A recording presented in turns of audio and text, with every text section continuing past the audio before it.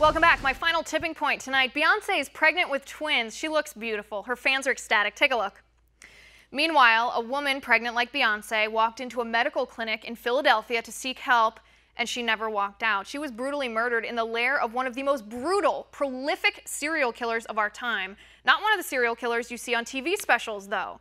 A serial killer walked among us for 17 years, targeting women like Beyonce. A Republican governor neglected his duty, law enforcement never noticed, the media turned their backs even when the gruesome truth came to light. The killer, who kept jars filled with the severed feet of his victims, preyed on minority women. In another life, it could have been Beyonce.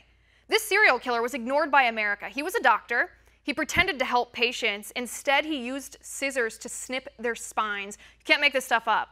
His clinic was full of cats and urine, dirty medical instruments, and infection. There was no inspection of his so-called medical practice for 17 years because he practiced abortion.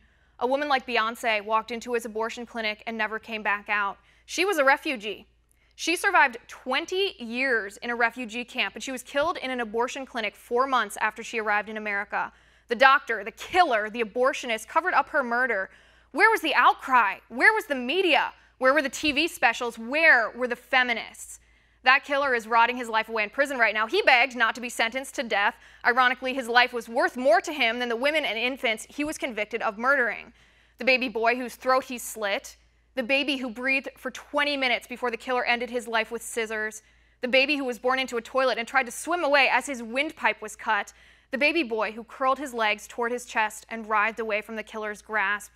The jury had to look at those pictures, but the media closed their eyes. I won't show you the pictures on air. They're too horrendous. Please look them up for yourself online and think about the contrast, the joy and excitement of pregnancy, of new life, 2 new lives growing inside Beyonce. Nobody doubts those babies are worth protecting. They're beautiful, valuable, precious people. Why her and not other women? Why those babies and not the babies killed? What makes them human beings and the million babies aborted every year just a clump of unwanted cells? You can't have it both ways. And that's my final point. You can reach me on Twitter at Liz_Wheeler. If you like the show, please send me an email at oann.com/contact. In the meantime, catch us here live tomorrow at 9 p.m. Eastern, and until then, have a good night.